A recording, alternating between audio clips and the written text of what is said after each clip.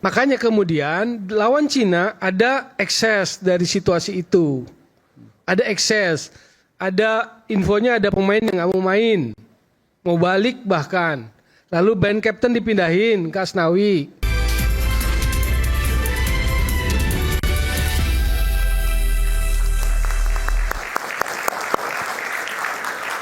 Ternyata ada yang sudah baca kontraknya, AFF harus juara 1. Kalau begitu nggak dapat juara 1, maka dipecat. Itu masuk akal menurut Bung Nurdin Halid, ya kan?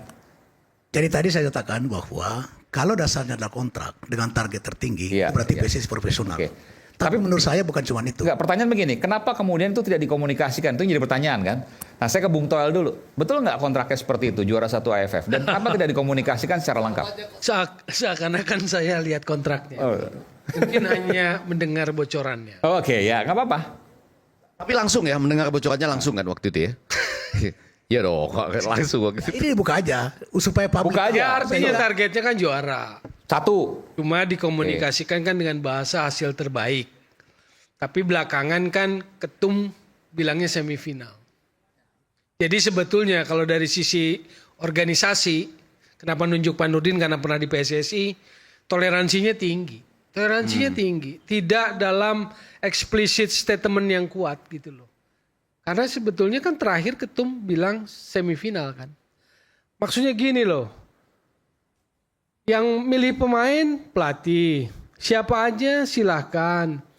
Giliran maksudnya jangan draw dong sama Laos. Jangan kalah dong sama Filipina gitu loh. Kalau kita mau bicara AFF. Tapi kan problematiknya bukan cuma itu. Kan tadi nggak mau dipolitisasi.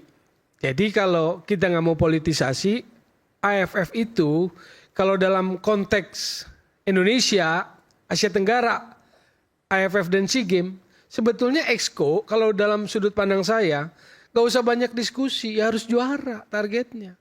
ASEAN kok. Jadi itu sih harus target awal, stepping stone gitu. Bahwa kita punya mimpi Piala Dunia normal, Asia normal, tapi ASEAN gitu loh. Jadi STY dipecat kenapa? Kan ada faktor lain. Apa itu?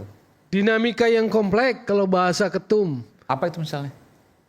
Ada friksi antara Peristiwa pemain di ruang dengan ganti. pelatih. Coba disampaikan aja. Ruang ganti. Ruang ganti, oke. Kita Pasca buka. Bahrain. Ruang ganti kenapa itu? Antara pemain naturalisasi yang ingin diskusi taktikal. Makanya kalau kita... Nggak nyambung maksudnya? Yes. Di ruang ganti Makanya itu ya? saya pernah mengkritisi taktikal yang monoton kan. Oke. Menemukan kebenarannya enggak? Kan menemukan. Oke, itu dari siapa tuh ruang ganti itu? Kan di ruang ganti kok bisa sampai keluar? Ya bocor berarti kan. Informasi kan netes kan. Oke, Lalu satu. kita bisa menyambungkan benang Nggak merahnya. nyambung gitu. antara pemain dengan coachnya waktu itu Sintayong. Terkait taktikal. Terkait tactical, taktis. Oke, yang kedua. Pertama dari pemain-pemain naturalisasi kan begitu.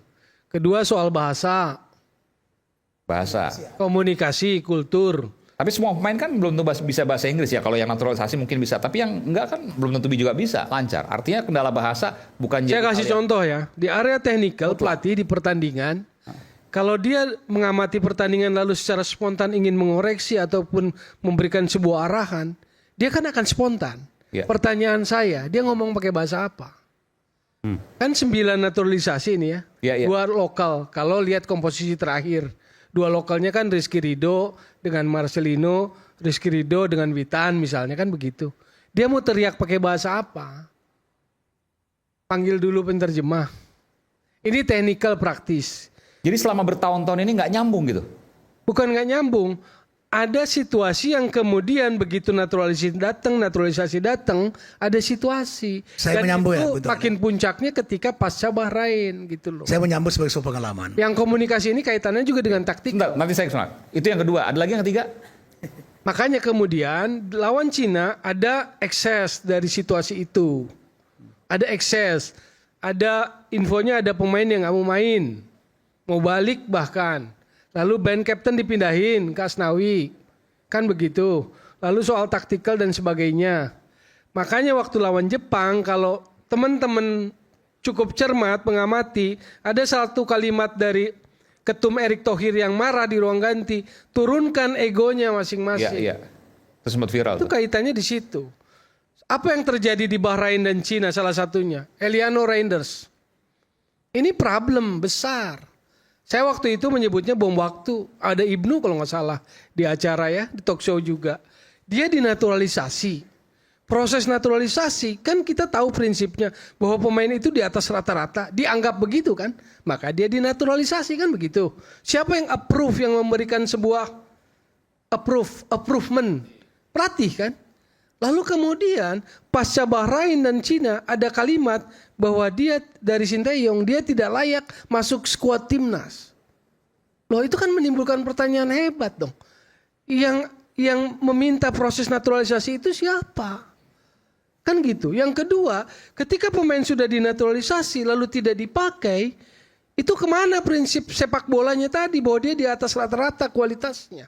Lalu yang kedua, apakah kita menghormati proses negara? Approve dari Menpora, approve dari Menhukam, ketuk palu dari DPR, tanda tangan dari Presiden. Apakah kita menghormati proses negara itu? Sementara ratusan ribu pemain sepak bola Indonesia juga ingin main di timnas. Tapi karena dianggap kalah kualitas oleh proses yang namanya naturalisasi akselerasi, mereka duduk manis kan? Kita duduk manis bisa pemain-pemain kita. Tapi kemudian nggak dipakai. Tidak masuk DSP loh. Kan itu pertanyaan besar. Itu problem loh. Kalau kita mau bicara ansis sepak bola. Itu problem loh. Dia nggak masuk DSP, Bang Aiman. Daftar susunan pemain. 11 itu starting, 7 itu di bench. Itu yang masuk DSP 18. Dia nggak masuk. Kan biasanya tim bawa 23 atau 26. Jadi biasanya dia pakai training duduk di tribun. Eliano duduk sebelah saya selalu. Makanya kan. Atas. Iya kan? Ada Sananta, Eliano. Nah itu nggak sederhana. Itu saudaranya Yakob Seyuri itu. Nggak sederhana. Apalagi dia mengatakan dia belum cukup layak masuk skuad timnas. Sintayong bilang begitu. Yes, ada itu jejak digitalnya.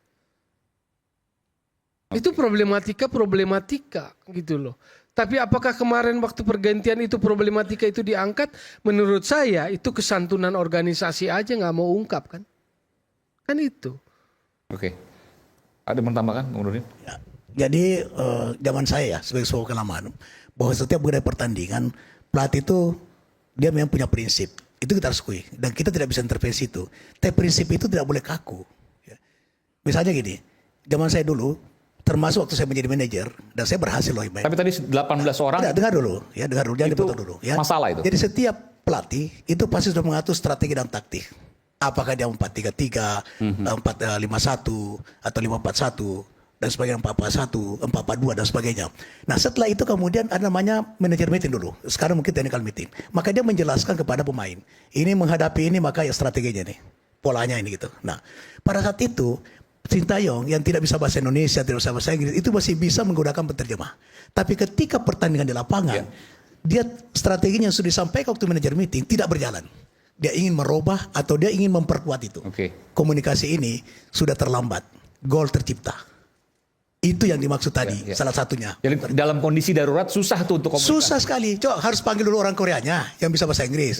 Nah, bahasa Inggris ini kalau misalnya asisten pelatih kita tidak bisa bahasa Inggris, ambil bahasa Indonesia. Baru menerjemahkan.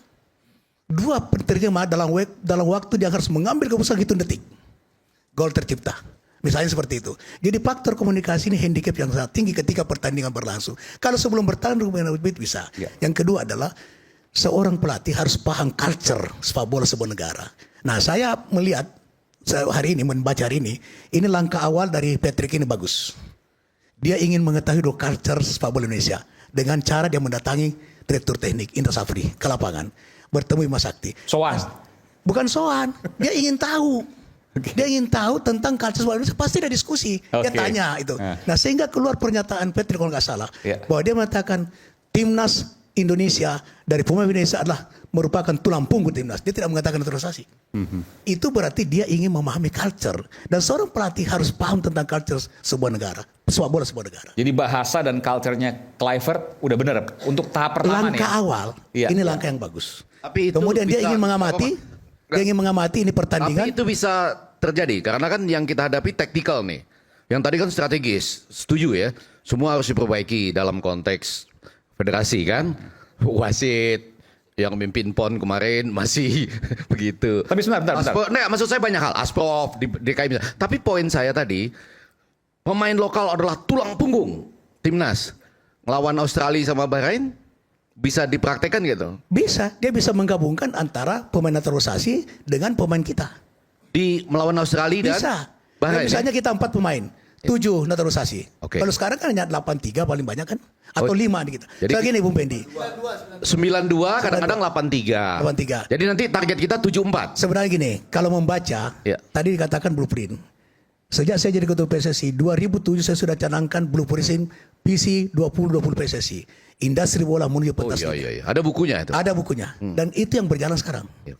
Badan Liga Indonesia itu zaman saya. Kalau Badan untuk Timnas Nasional kepentingan zaman saya. Sebentar, taktikal, sebentar. nggak sedikit aja. Kalau untuk kepentingan taktikal, nanti lawan Australia 11-11-nya pemain diaspora nggak apa-apa. Tidak masalah. Oh, oke. Karena dia sudah pemain Indonesia. Agak bertentangan dengan Tetapi buku tapi ya. culture-nya, filosofinya adalah bukan filosofi speed and power. Karena itu nggak cocok dengan pemain naturalisasi kita.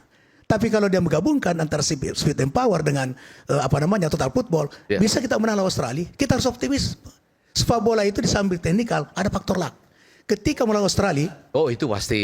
Bola ketika itu melawan putar. Australia itu di kini itu bukan karena kita pertahanannya kuat sehingga tidak jebol. Laki aja Indonesia. Oh, iya, iya. Harusnya 10-0 tuh. Ada penalti juga lawan Arab Saudi kan? Iya. Yang dengan baik Nah, diselamatkan. coba kalau oleh mau lihat Martin ya, Pass, kan? dikatakan tadi mengangkat Sintayong level sepak bola di high level, itu betul. Tapi jangan salah, 2007 timnas kita sudah ber high level. Coba putar video ketika kita bertanding melawan Arab Saudi, mengalahkan Bahrain, kemudian 2007, hanya 1-0 2007. Dan Tanpa naturalisasi. kondisi darurat tadi yang dialami oleh STY karena sulit komunikasi harus mengubah strategi dan sebagainya tidak akan terjadi di zamannya Kluivert nanti.